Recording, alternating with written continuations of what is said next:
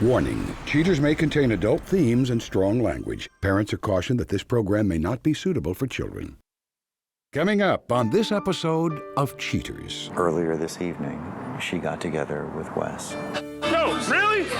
This? Why would you choose someone that beats you? Oh, country-fied ass mother. From Cheaters surveillance cameras, you are about to view actual true stories filmed live, documenting the pain of a spouse or lover caused by infidelity. This program is both dedicated to the faithful and presented to the false-hearted to encourage their renewal of temperance and virtue.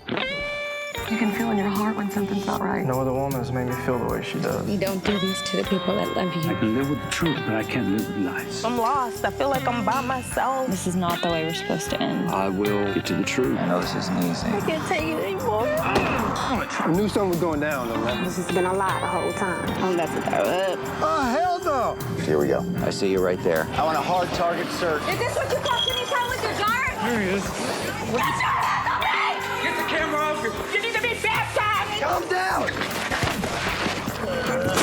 Knock that off. I saw you on the tape! This is the price of justice. This is like not how this is supposed Whatever, to work, just John. go. Go with him. I'm done. I can't do this anymore. Would you love you? I love you, too. Real reality television is brought to you by Cheaters Detective Agency's Private Eyes on Cheaters. I'm Joey Greco, and thanks for watching another stirring episode of Cheaters. John Platt is a man concerned with his girlfriend's private endeavors. Desperate to save his relationship, John calls on cheaters to help discover the truth. John Platt, age 28, an electrician whose girlfriend may be creating sparks with another dude.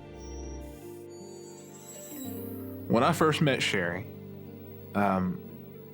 it was difficult because she was very hard to get close to, very hard to talk to.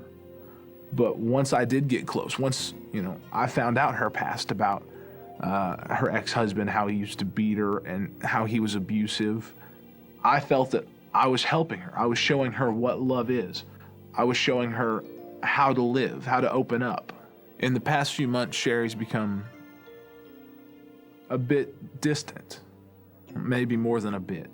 She is a lot more defensive when I ask about her activities, what she's doing, who she's hanging out with. When I get home from work, she's not home.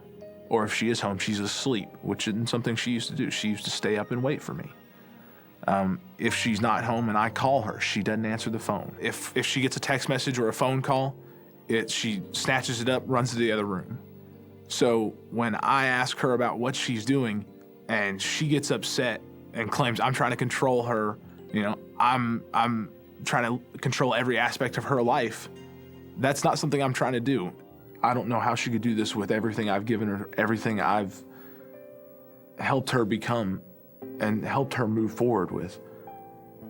I don't want to see her revert. I don't want to see her fall apart because I love her. If you suspect infidelity in your relationship, Cheaters Detective Agency may be able to provide you assistance. Exercise your right to be informed. Investigative charges may apply.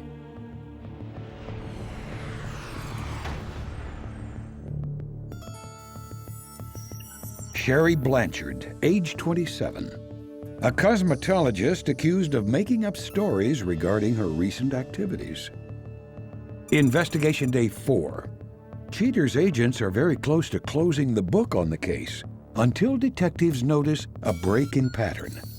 Suspect Sherry Blanchard exits her work and heads in the opposite direction of the home she shares with John. Mobile units follow her until she arrives at a pub parking lot. She moseys inside and heads to a back corner, where an unknown male greets her with a smile as she enters. The two say their hellos with a quick kiss and hug before deciding to play a quick game of pool. A couple of rounds later, they grab their belongings and walk hand in hand to their cars. Despite her refusals, her cohort can't seem to take no for an answer. He playfully tries to escort her toward his vehicle, but Blanchard appears firm in her decision. The frisky fun soon turns serious as Blanchard wrenches her arm away from her companion's grip. Her date appears to have had enough. Flailing his arms in frustration, he stomps to his car and peels off. Blanchard seems dumbfounded at the turn of events. She hops into her Jeep and heads home for the night. Investigation Day 7. Detectives on duty follow the suspect from work to a desolate parking lot in the historic district. There, waiting, is her companion from prior surveillance, none other than Wes Blanchard, the suspect's ex-husband. A peace offering of flowers is presented to his ex-wife, to which she gladly accepts. Mr. Blanchard literally sweeps Sherry off her feet before getting into her car and heading to a nearby tavern. They grab a couple of ales before enjoying the fresh air on the patio. The suspect grabs a seat behind her ex and drapes her arms around his neck. The suspect's personal chariot then takes her back to her Jeep and gently places her on solid ground. At a stoplight, PIs notice movement and they make a risky move by pulling up next to the vehicle. Investigators note the companion banging on his steering wheel and shouting. As the light turns green, cameras capture Sherry exiting her Jeep as Mr. Blanchard throws her flowers out the window. Detectives spot the volatile pair in the middle of the street with Mr. Blanchard in full remorse mode. Silver tongues must run in the family, as observed in this recorded phone call with John. Hello?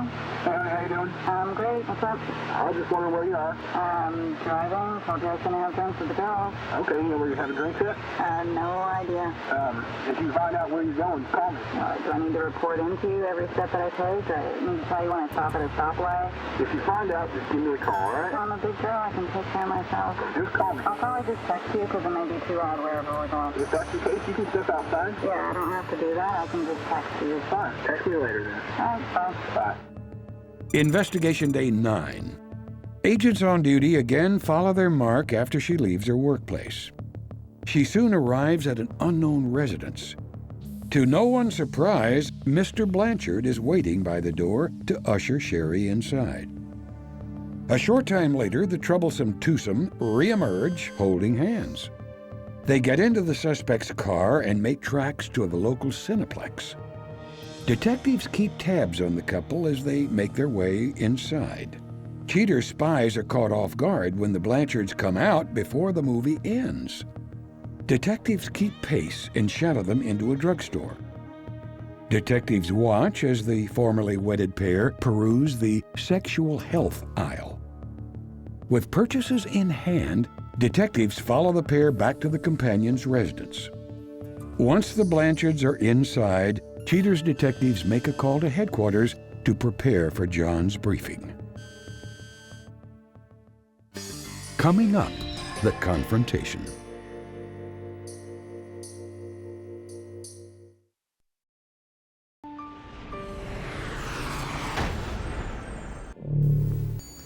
Satisfied with the facts uncovered, Cheaters calls John to schedule a briefing. Anxious about the findings of the case, John meets Cheaters to view the footage. Thanks for being with us tonight. Thanks for having me.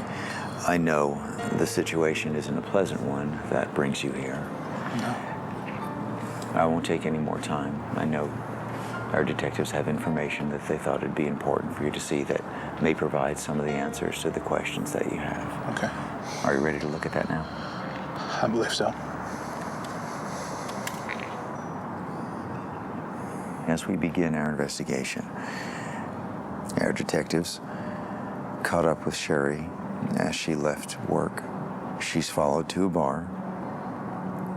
She goes inside. Once there, she meets a gentleman, but they play pool. They sit down and have a drink. They walk out to the car together holding hands, and it's clear at this point that this relationship is more than casual. Now, an interesting thing takes place as they're in the parking lot conversing. He seems determined to have the night continue. There's an argument, obviously a disagreement. He jumps in the car. He takes off, as does she. With the information garnered from our previous night of investigation, we were able to confirm that this gentleman is Sherry's ex-husband?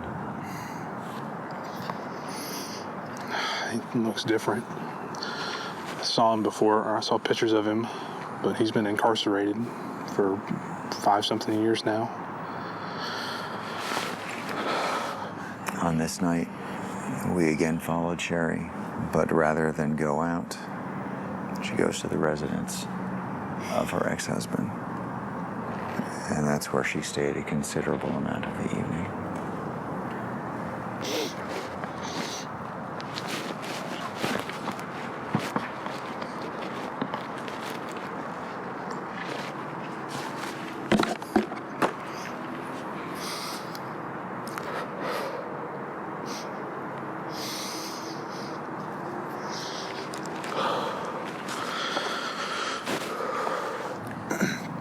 Earlier this evening, she got together with Wes, and they went to a bar that's in this neighborhood.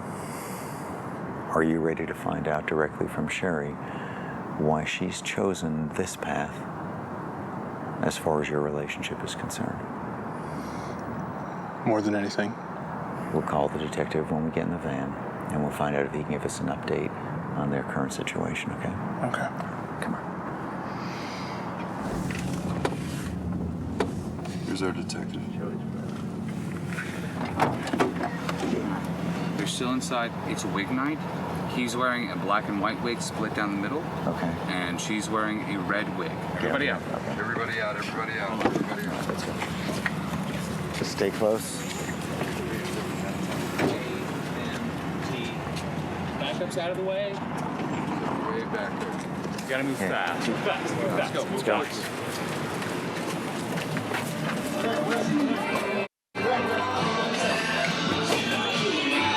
Hey!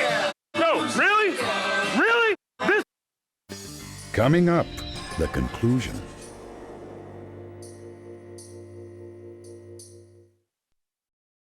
They're still inside. It's a wig night. Let's go. Really? This? You chose him over me! Mother here? No, you shut the up. Why would you choose him? Why would you choose someone that beat you, that hit you? You know what? What are you doing? Take your bitch ass to the parking lot, ho. Well, let's take it outside. Why would you choose this? Come on, man. No, that. Get out there. Hey, get back here. Get the back here. No, you. No, you. Get out there.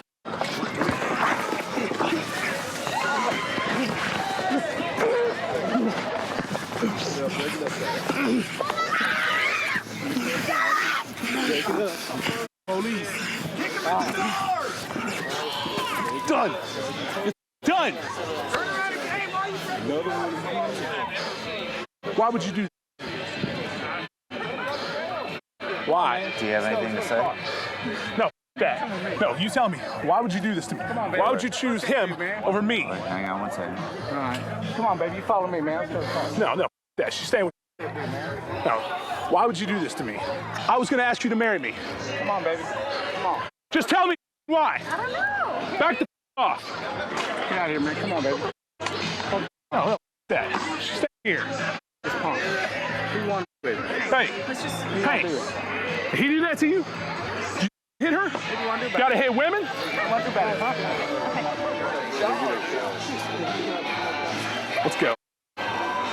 Come on, baby. I just want to know why. I treat you right. I do everything I can. Why did you do this to me? You know what? We have a lot of history together, okay? Yeah, a lot of him beating out of you. You like that? Would you like me if I started beating you? You want me to start beating you? Will that show you this kind of respect you want? So why do you want that? Why would you choose someone like that over me? I didn't say that I wanted that. Well, then why are you going out with him? That dude, man. Hey, that's my chick, man. It's my wife. No, it's mine. First. Mother, you ain't, mother. We got the paperwork to prove she's divorced. You ain't got, mother. You just shut the up and keep walking. All right. I just want to know why. Look out, babe. Come on. No. You ain't got. What? Oh, countrified ass mother. Oh, no. This is that.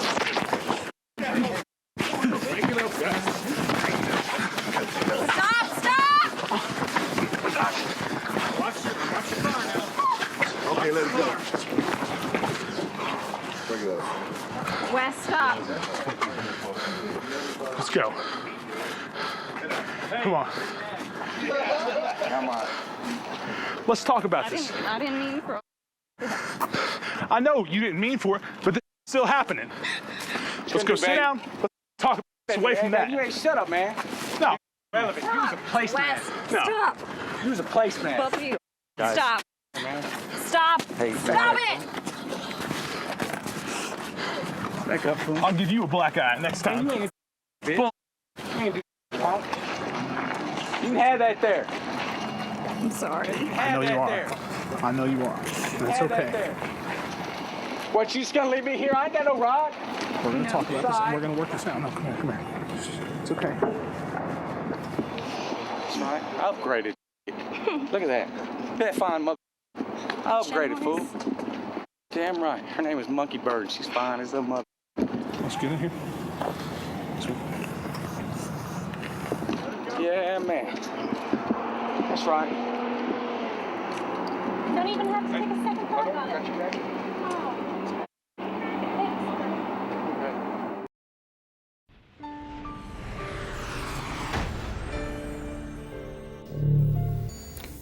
After the confrontation, John contemplates where the future may lead. At the conclusion of this episode, Cheaters reveals his verdict. But first, Robert Coles comes in to discuss his part in the confrontation and the pain he caused his girlfriend when busted by cheaters. Robert Coles, age 27. Robert comes forward to iron out his misconceived notions when busted by cheaters. We was just at the circus having a good time, and we walked out and got some balloons, and then a crowd of people with cameras and lights, they just rushed us. I was like, damn, I got caught up really. And I was like, really, I ain't want to get caught up because, you know, I really got love for Crystal a little bit.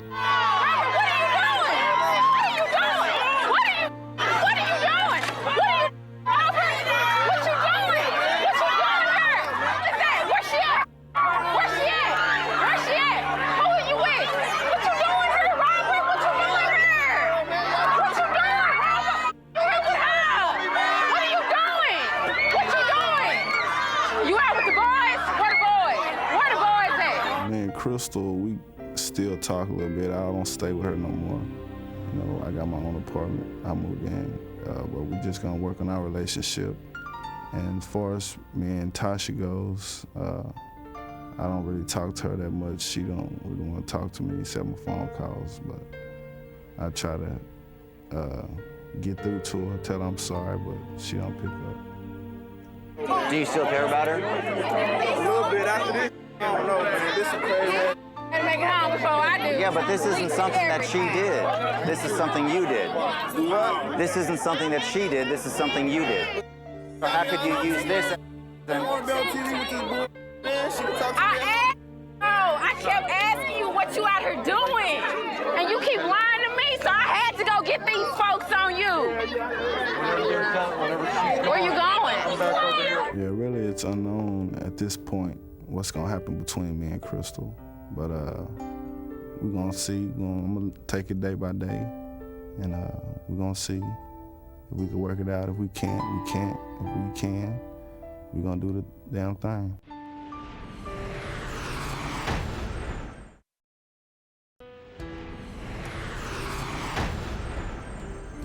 Although his heart is still broken, John wants to move forward and create the life with Sherry he's been working toward.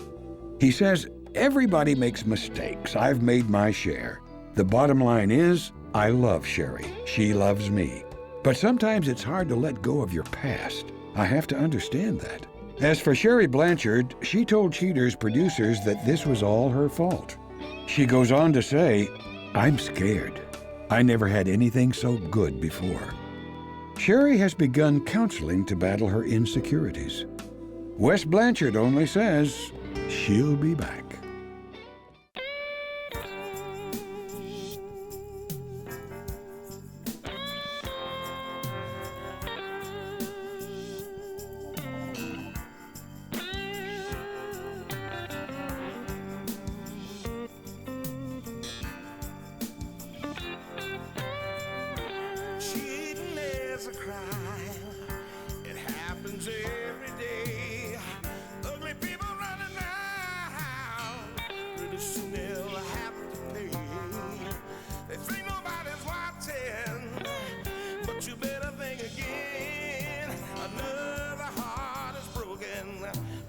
remember, if you don't get your programming from Goldstein's, why, we'll both lose money.